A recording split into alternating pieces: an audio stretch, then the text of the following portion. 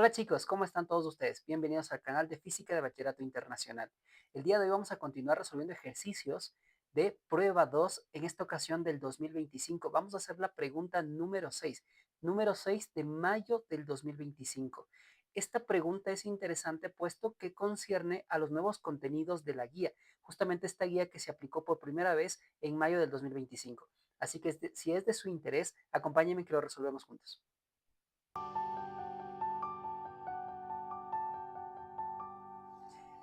Bien, ya tenemos entonces acá el ejercicio, ¿no? Entonces, el ejercicio número 6, como les decía, mayo 2025.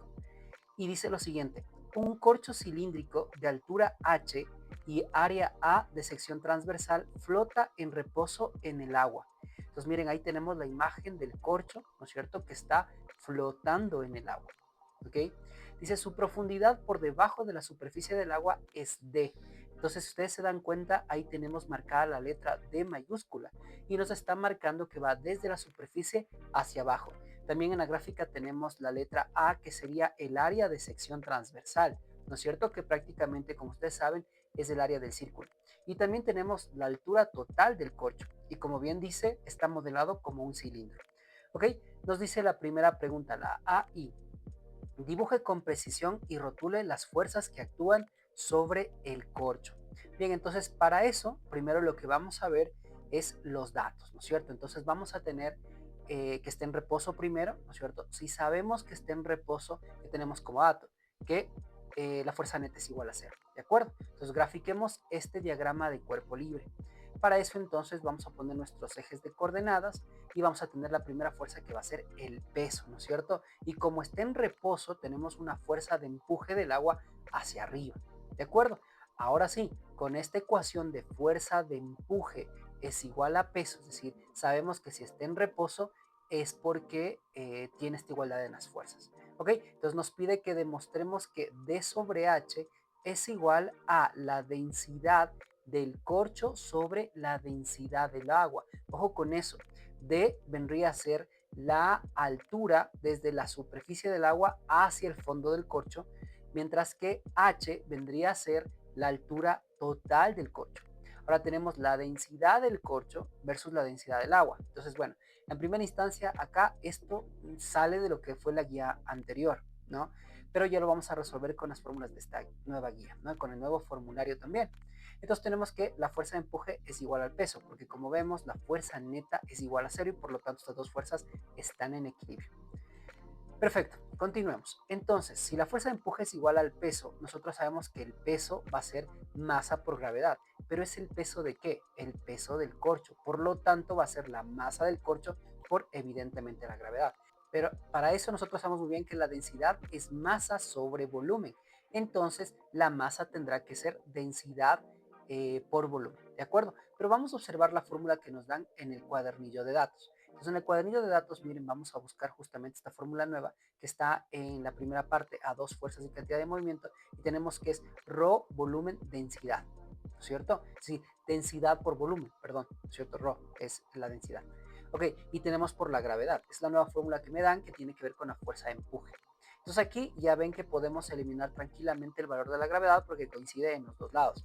Y recordarles que acá tenemos la densidad del agua, porque es la fuerza de empuje del agua. Entonces tenemos la densidad del agua y por el volumen de agua. ¿Y qué volumen de agua? El volumen desplazado. ¿Desplazado de qué? El momento en que el corcho se hunde, en teoría, el corcho está ocupando un volumen que el agua tendrá que desplazar. Por lo tanto, ese volumen es el desplazado por el agua, ¿no es cierto?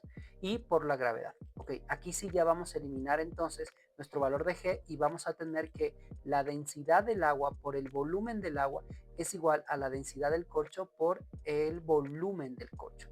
Ok, ahora recordemos que es un cilindro, ¿no es cierto? Entonces vamos a ver cuál sería la fórmula de volumen del cilindro y aquí lo tenemos, pi radio cuadrado por altura. Entonces tenemos la densidad del agua, ¿no es cierto? Pi radio cuadrado y por la altura que tendría el corcho, pero desde la superficie hasta el fondo del corcho. Entonces eso se llamaba D, como nos daban los datos. Y luego sí tenemos la densidad del corcho por pi radio cuadrado, es decir, el área, ¿no es cierto? Y por la altura h, que es la altura total del corcho. Ahora, hay que recordar acá que este pi radio cuadrado, es decir, el área de sección transversal es la misma, ¿no es cierto? Tanto para el término de la izquierda que para el de la derecha de la igualdad. Así que lo podemos simplificar también. Bien, habiendo hecho esto, ya podemos despejar D sobre H y nos va a quedar justamente lo que nos pedían demostrar. Rho del corcho, densidad del corcho sobre densidad del agua. De esta manera ya lo tenemos demostrado. Bien, vamos con el siguiente ejercicio. Entonces, en el siguiente ejercicio me dice, el corcho se va o se ve, ¿no es cierto? El corcho se ve desplazado hacia abajo por una fuerza. A continuación se suelta y oscila. Resuma por qué el corcho experimenta un movimiento armónico simple. Bueno, en esta parte, lo primero que hay que entender es que nosotros vamos a empujar el corcho hacia abajo, ¿no es cierto? Hacia el agua, ¿ok? Entonces, mientras nosotros más empujemos, ¿ok? El agua me va a dar mayor empuje, ¿verdad? Me va a dar un empuje el agua. Y entonces la fuerza de empuje es una fuerza de restitución. Y esa fuerza va a depender de la profundidad en que el corcho esté hundido. Es decir, si yo tengo más profundidad, voy a tener mayor fuerza. Eso obedece justamente a esta fuerza de restitución que es K por X. ¿Ok? Donde K, bueno, depende de las características de muchos factores, ¿cierto? De la densidad del agua, del volumen del cilindro, corcho, etcétera, ¿no es cierto? Y también, por otro lado, la aceleración es proporcional al negativo del desplazamiento y esto es propio de un movimiento armónico simple. Es decir, si yo presiono el corcho más hacia adentro del agua, evidentemente este va a oscilar. Entonces vamos a tener ahí una fuerza de restitución causada por el empuje del agua y otra causada por el peso. Entonces ahí tenemos que el corcho empieza a oscilar de arriba hacia abajo. ¿Ok? Entonces por eso es que el corcho experimentaría una especie de movimiento armónico simple. Bien, vámonos con la siguiente pregunta. Entonces, la siguiente pregunta nos dice, explique por qué la densidad de la mayor parte de las sustancias en estado sólido es mayor que su densidad en estado líquido. Bueno, acá nos vamos a valer de la fórmula de densidad, ¿no es cierto? Que es masa sobre volumen. Entonces, ¿qué podemos decir? Que debido a que en estado sólido, ¿no es cierto? El volumen que ocupa la sustancia es menor. Recuerden ustedes que en estado sólido, ¿no es cierto? Las moléculas se encuentran más juntas y al juntarse más, ¿qué va a ocasionar esto? Que se juntan y el volumen entonces disminuye porque están más juntas, ¿verdad? Entonces, si el volumen disminuye y obedecemos a la fórmula que les decía, densidad es igual a masa sobre volumen, la densidad tendrá que aumentar. ¿Por qué? Porque es inversamente proporcional, es decir, a medida que el volumen disminuye, la densidad aumenta o viceversa. A medida que el volumen aumenta, la densidad disminuye porque es inverso. Entonces, claro, si está en estado sólido, tengo un menor volumen. Y al tener un menor volumen, tengo mayor densidad. Con eso estaríamos explicando justamente esta pregunta. Bien, la siguiente nos dice, el agua presenta una anomalía con respecto a lo que se afirmó hace un momento. Es decir, en el agua no se va a cumplir en todos los casos que cuando disminuye el volumen aumenta la densidad. Entonces, el gráfico 1, que está más aquí abajo, ya lo vamos a ver, muestra la variación con la temperatura de la densidad del agua entre menos 100 grados centígrados y 100 grados centígrados. Entonces voy a tener una gráfica entre menos 100 y 100 versus la densidad, o sea, temperatura versus densidad. El gráfico 2 es el mismo gráfico ampliado para el intervalo entre 0 y 10. Entonces nos van a dar un zoom solo desde 0 hasta 10. Entonces vamos a tener un gráfico grande desde menos 100 hasta 100 y un zoom de 0 a 10. Entonces me dice que identifique la temperatura a la cual el agua tiene su densidad máxima, ¿no es cierto? Entonces, si tenemos un gráfico densidad versus temperatura, lo que habrá que ver es el pico de densidad y averiguar a qué temperatura pasa ese pico. Entonces vamos a averiguar. Miren, entonces ahí tenemos el gráfico 1, ¿se ven? De menos 100 a 100, y ¿verdad? Y pasamos ahora al gráfico 2, ¿no es cierto? En donde tenemos de 0 a 10. Porque claro, en el gráfico 1 yo veo que hay un pico de densidad justamente entre 0 a 10. Y miren que acá ya en el gráfico número 2 yo observo claramente este pico. Y este pico está aproximadamente entre 999.9 y 1000, ¿verdad? O sea, ese es el valor de densidad máximo. Y eso pasa, como ven aquí, en 4 grados centígrados. Entonces la respuesta es muy sencilla, ¿no es cierto? Simplemente tendremos que poner que eso pasa o que es en 4 grados centígrados. Eso solo ponemos ahí 4 grados centígrados, pero eso identifique. Bien, la siguiente pregunta nos dice, los barcos rompehielos están diseñados para resistir colisiones con icebergs, ¿no es cierto? Que son estos grandes bloques de hielo. Cuerpos grandes de hielo parcialmente sumergidos, que flotan libremente en el agua. Un hielo flotando en el agua, que es parecido a lo que teníamos arriba, ¿no es cierto? Un corcho flotando en el agua. Más o menos tenemos por ahí lo mismo. Los diseñadores modelan la forma del iceberg como un cilindro, igual que hace rato, con un área aproximada de sección transversal de 4.200 metros cuadrados. Entonces aquí tenemos el valor de A que nos daban en el corcho de arriba y una altura sobre el nivel del mar de 32 metros. Nos dan algunos datos, ¿no es cierto? La densidad del hielo de 920 kilogramos por metro cúbico y la densidad del agua marina de 1.030 kilogramos sobre metro cúbico. Y que lo que nos piden, es mostrar que la masa del iceberg está en torno a 1.2 por 10 a la 9 kilogramos. Es decir, tenemos que obtener la masa de este bloque de hielo iceberg, ¿no es cierto? Entonces, bueno, para empezar este ejercicio lo que vamos a hacer es, como siempre, vamos a poner los datos. Y como habíamos dicho, tenemos el área de 4.200 metros cuadrados, vamos a tener la altura, ¿no es cierto? Pero que es sobre el nivel del mar. Esto es importante tener en cuenta. Es sobre el nivel, es decir, voy a tener el nivel, hace rato teníamos debajo, ¿se acuerdan que el dato era debajo del nivel del mar? Acá es en cambio sobre, ¿de acuerdo? Y vamos a poner los datos de densidad, tanto del iceberg, que lo vamos a llamar H, y del agua marina, que lo vamos a llamar A. Entonces vamos a dibujar un bosquejo así súper rápido de lo que vendría a ser nuestro iceberg modelado como un cilindro, ¿sí? Y miren, ahí ponemos la altura H que es sobre el nivel del mar y la altura H mayúscula que vendría a ser la altura de nuestro iceberg, la altura total, ¿no es cierto? Entonces si tenemos la H minúscula que vendría a ser la altura sobre el nivel del mar y la H mayúscula que vendría a ser la altura total del bloque de hielo iceberg que es un cilindro, ¿cierto? Que está modelado como un cilindro. Y luego vamos a poner que la altura debajo de la superficie del mar es H mayúscula menos H minúscula. ¿Y por qué ponemos esto? Porque recuerden que arriba hicimos una demostración, pero era con la altura debajo del nivel del mar. ¿Por qué? Porque esa es la que va a tener que ver con la fuerza de empuje del agua, ¿no es cierto? La fuerza de empuje del agua tiene que ver con el volumen desplazado de agua. Y ese volumen del cilindro es con altura H mayúscula menos H minúscula en este caso. ¿Ok? Por eso ya de una vez la ponemos acá. Bien, entonces vamos a dibujar las fuerzas. Entonces, igual que el caso anterior, vamos a tener la primera fuerza, como siempre, el peso. Y la siguiente, hacia arriba, la fuerza de empuje. Ok, vamos a suponer entonces que esté en equilibrio según el contexto del ejercicio. Entonces, la fuerza de empuje, al igual que antes, va a ser igual al peso. Utilizamos desde el cuadernillo de datos la misma fórmula y tenemos que la fuerza de empuje va a ser la densidad del agua por el volumen de agua y por la gravedad.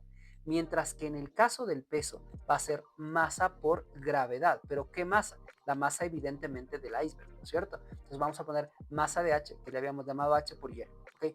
Y aquí ya podemos eliminar la gravedad. Entonces nos encontramos con que la densidad del agua por el área y por H mayúscula menos H minúscula es igual a masa de H, masa del iceberg. Entonces, fíjense aquí, ¿no? El volumen del agua desplazada va a ser el volumen de ese cilindro, porque claro, el cilindro ingresa en el agua y desplaza el agua, pero ¿cuál es el volumen? El volumen del cilindro, pues evidentemente, porque el cilindro está ocupando el espacio que ahora el agua tiene que retirar, que tiene que retirarse el agua. Entonces ahí tenemos densidad del agua, área del agua y por la altura H mayúscula menos H minúscula es igual a masa del iceberg, ¿no es cierto?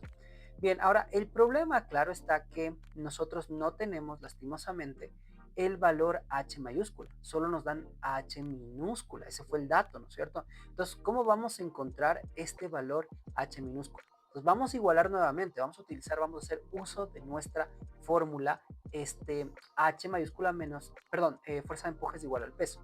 Vamos a hacer uso de esa misma fórmula, pero ahora en lugar de utilizar masa por gravedad, vamos a utilizar el equivalente de masa en la fórmula de densidad, es decir, masa va a ser densidad por volumen. Entonces va a ser la densidad del iceberg, ¿no es cierto? Porque es el peso del iceberg. La densidad del iceberg por el volumen del iceberg y, bueno, sería por la gravedad, ¿no? Pero aquí como los dos términos tienen gravedad, entonces los podríamos eliminar, ¿ok? Bien, de ahí vamos a continuar. Entonces ya una vez que tengamos eso, nosotros vamos a poder utilizar decir que la densidad del agua por el área H menos H es igual a la densidad del iceberg por área y por H. Ahora, ¿por qué área H? Porque el volumen del iceberg, ¿no es cierto?, va a tener que ser el área de sección transversal por la altura, y la altura del iceberg es H mayúscula. Bien, hacemos aquí la parte matemática y únicamente tendremos que despejar el valor que no tenemos, que es H mayúscula. Entonces, haciendo toda la parte matemática, vamos a obtener que justamente H mayúscula, que lo podemos sacar como factor común, va a terminar siendo lo que estamos mirando en pantalla, ¿no es cierto? H mayúscula va a tener que ser densidad del agua por la altura H minúscula sobre densidad del agua menos densidad del aire. Entonces, todo esto es matemático. ¿Y qué hacemos con eso? Vamos a reemplazar ahora en el valor de H mayúscula, ¿cierto? Es decir, en lugar de H mayúscula ponemos lo que acabamos de sacar. Hacemos el cálculo matemático, simplemente resolvemos esta ecuación y vamos a hacer el reemplazo de los datos. Entonces, nos habían dado 1030 para la densidad del agua, para el área 4200, para la altura H minúscula 32, lo vamos reemplazando, ¿no es cierto? Ponemos todo esto en nuestra calculadora y miren, ya obtenemos lo que vendría a ser la masa del iceberg, que exactamente nos da un valor vamos a ver, pongamos en la calculadora esto, ya, y ahora lo tenemos, 1.16 por 10 a la 9 kilogramos, que es justamente lo que nos podían demostrar. De esa manera ya tenemos nosotros nuestro ejercicio resuelto, ya esta parte. Luego nos dice, los diseñadores asumen que la masa del barco está en torno a 1 sobre 40 la masa del iceberg y que y que, y que se está desplazando, ¿no?, a 12 metros por segundo cuando colisiona con el iceberg. Se quedan acoplados juntos tras la colisión. Entonces acá, miren que ya es bastante obvio. Tenemos una colisión, ¿verdad? Entonces, ¿qué hacemos cuando tenemos colisiones? Conservación del momento. Y justo miren, me pide calcule la rapidez del barco tras la colisión. Entonces, acá vamos a poner algunos datos, ¿no es cierto? Lo que tenemos. Primero, vamos a tener que la masa del barco, ¿no es cierto?, va a ser 1 sobre 40 la masa del iceberg, que nosotros le habíamos llamado MH. ¿Ok? También vamos a tener que la velocidad del barco antes de la colisión, o sea, B sub 0, va a ser 12 metros por segundo, y luego que la velocidad tanto del iceberg como del barco después de la colisión lo vamos a llamar como B. Y justamente esta B sería la que nosotros tendríamos que encontrar. ¿Ok? Bien, entonces vamos a poner conservación del momento, que sería la delta P del barco más la delta P del iceberg tiene que ser igual a 0. Reemplazamos, recordemos que P es MB, entonces delta P sería delta B y delta B vendría a ser la velocidad después menos la velocidad antes de la colisión. Entonces aquí recordemos que la velocidad del barco después de la colisión y la velocidad del iceberg después de la colisión son las mismas y habíamos puesto que esto tiene un valor de B, así que vamos a reemplazar por B. Y también sabemos que la velocidad del iceberg antes de la colisión, es decir, BH sub 0 es 0. ¿Por qué? Porque en teoría el iceberg se encontraba en reposo. Ok, bien, de esta manera ya simplemente hacemos el cálculo matemático respectivo y despejamos el valor de B. Ok, una vez que hacemos eso, nos va a dar como resultado que B ha sido la masa del barco por la velocidad del barco antes del choque sobre la masa del barco más la masa del iceberg. Ahora, recuerden que teníamos como dato que la masa del barco es 1 sobre 40 veces la masa del iceberg. O yo puedo decir también que la masa del iceberg es 40 veces la masa del barco. Así que puedo reemplazar esto, hacer la suma y me queda que entonces la velocidad final va a ser 1 sobre 41 veces la velocidad inicial del barco. Entonces, vamos a ver que la velocidad inicial del barco era de 12, ¿no es cierto? Entonces nos queda que la velocidad después de la colisión de ambos objetos que quedan juntos, iceberg, barco, es 12 sobre 41. Entonces reemplazamos esto ya en nuestra calculadora y nos da 0.29 metros sobre segundo. ¿Qué quiere decir esto? Que después de que colisionan, la velocidad de ambos objetos va a ser de 0.29 metros por segundo. Bien, de esa manera ya lo tenemos resuelto este ejercicio. Continuemos. Luego nos dice, en un lago en calma se forma hielo normalmente en una única capa sobre la superficie. ¿Sí? Entonces, tenemos un lago, está en calma, es decir, está en reposo, y tenemos hielo, una sola capa de hielo sobre la superficie. En un día de invierno, la superficie de un lago se congela, ¿cierto? Esa fina capa de hielo sobre el agua, ¿no es cierto? Sobre el lago está congelado. La temperatura del aire sobre el lago es de menos 6 grados centígrados.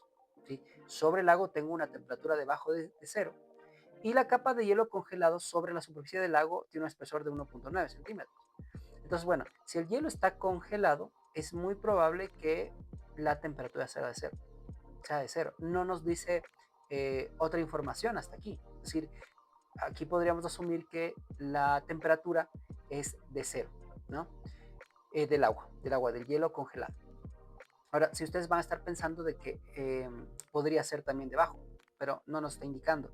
Aquí tendríamos que suponer justamente que es de cero. Luego nos dice, la conductividad térmica del hielo es de 2.3 vatios sobre metro Kelvin. Fíjense en que esto de conductividad térmica también es uno de los nuevos temas. ¿Ya? Y aquí nos da el valor.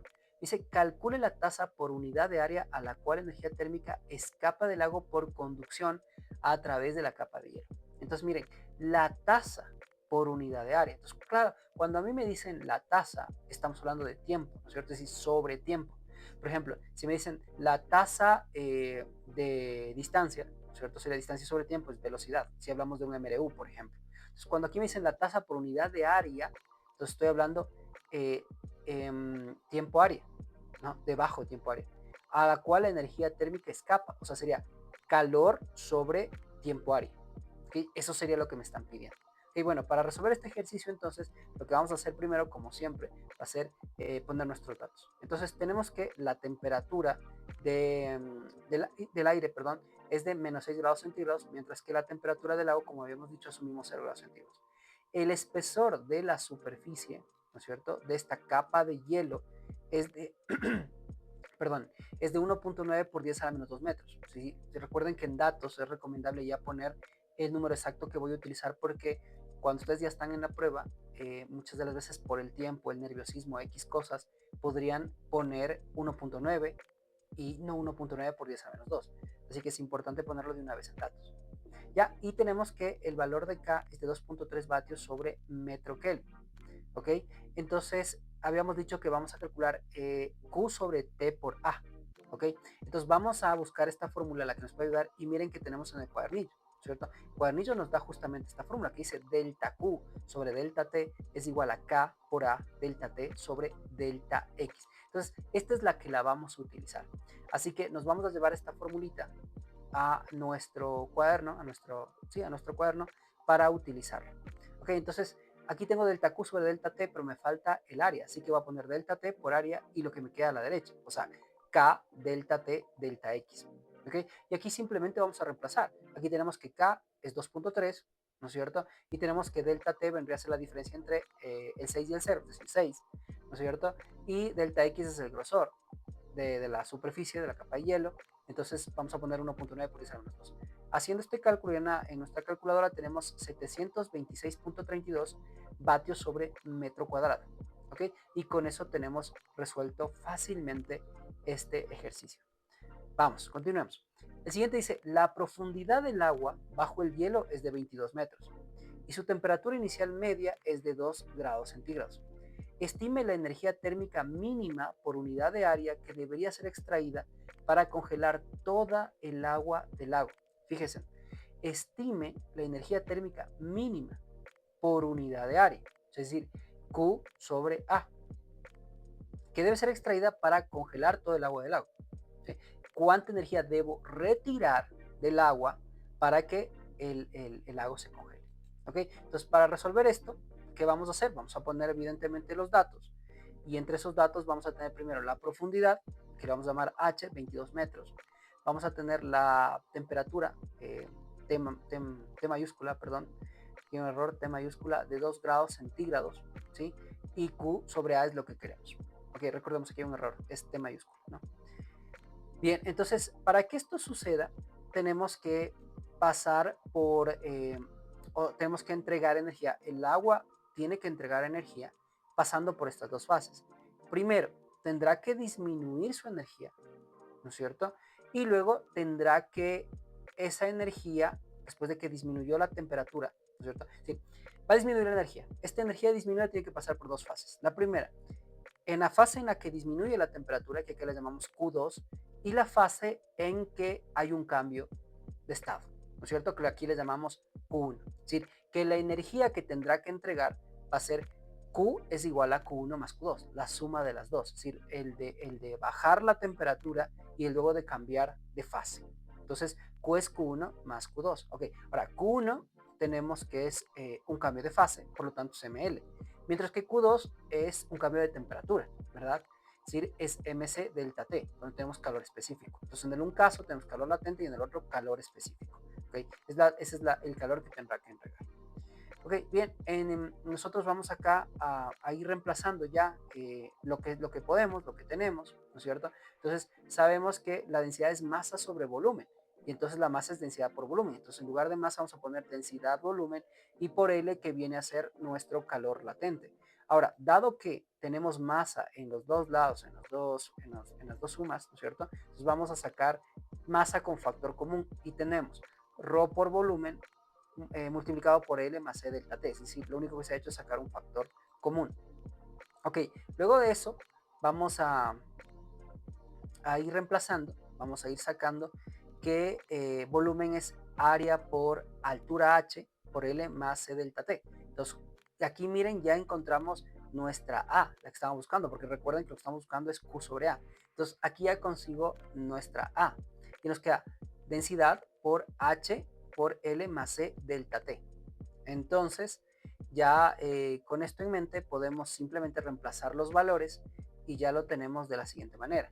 1000 por 22 por 3.3 por 10 a la 5 más el calor específico 4,2 por 10 a la 3 y por el delta T que es 2, ¿no es cierto?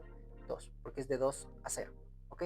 Ya con eso tenemos la respuesta. Esto simplemente lo vamos a poner en nuestra calculadora y obtenemos la respuesta respectiva, que en este caso es de 7.44 por 10 a la 9 joules por metro cuadrado. Y listo. De esta manera ya lo tenemos resuelto. ¿Ok? Vamos con la siguiente pregunta. Las capas de hielo en los lagos no se hacen más gruesas que un pequeño porcentaje de la profundidad del lago. Es decir, lo que nos decía en el ejercicio anterior, ¿no es cierto? Es una pequeña capa de hielo que está sobre el agua líquida, ¿cierto? Entonces, incluso cuando la temperatura exterior permanece constante por debajo del punto de congelación durante algún tiempo. Entonces, como el ejercicio anterior, anteriormente veíamos que el aire estaba a menos 6 grados, ¿no es cierto? Pero esta capa de hielo estaba en teoría a 0 y debajo teníamos agua líquida, lo cual quiere decir que está al menos en 0 o más de 0. ¿Ya? Entonces dice, explique cómo varía la tasa calculada en EI cuando la capa de hielo se hace más gruesa. Entonces vamos a utilizar acá una fórmula para poder deducir, ¿no? Que es la fórmula que teníamos hace un ratito, que es delta Q sobre delta T es igual a KA delta T sobre delta X. Entonces aquí es súper fácil darnos cuenta. Si delta X crece, si la capa, ¿no es cierto?, de hielo se hace más gruesa, ¿qué va a pasar con la tasa? Con delta Q sobre delta T. Va a caer, ¿verdad? Porque es inversamente proporcional. Entonces, si al hacerse más gruesa la capa de hielo, ¿cierto?, el delta X, la tasa calculada en el ítem anterior tendrá que disminuir por esta relación inversa. ¿Ok? Con eso tenemos respondida esta pregunta. Podemos decir inclusive que obedece a esa forma. ¿Ok? Bien, la siguiente pregunta y última dice, discuta por qué la anomalía en el valor de la densidad de agua contribuye a que haya vida en las aguas de la Tierra. Entonces, claro, si es que todo el agua se congelara, la vida marítima no podría sobrevivir. Entonces, el hielo flota actuando como un aislante térmico, permitiendo que el agua por debajo se mantenga a 4 grados centígrados, como se decía hace un rato, ¿no es cierto? Es decir, líquida, permitiendo la vida de las especies que están ahí. Y de esa manera tendríamos respondido toda esta pregunta. Entonces, como ven, la mayor parte de cosas ha sido relativamente nuevo, es decir, se ha utilizado la nueva teoría que se ha solicitado se ponga en práctica a través de la guía 2025. Así que este ejercicio puede ser de mucha utilidad para comprender más o menos cómo van a ser de ahora en adelante los ejercicios para las convocatorias, la más próxima, noviembre 2025 y de ahí en adelante. Así que espero que esta resolución haya sido clara y les pueda servir de algo, que les pueda dar una idea un poquito más amplia de lo que podría venir para noviembre del 2025. Así que nada, con esto me despido, espero que haya sido de utilidad, les mando un abrazo y pues si les sirvió, si les gustó, denle like y si pueden compartir a compañeros que también puede ayudarles a mejorar en esta materia, sería de mucha ayuda porque con esto pues seguimos creciendo en el canal. Así que muchas gracias por su suscripción, les envío un abrazo y hasta pronto.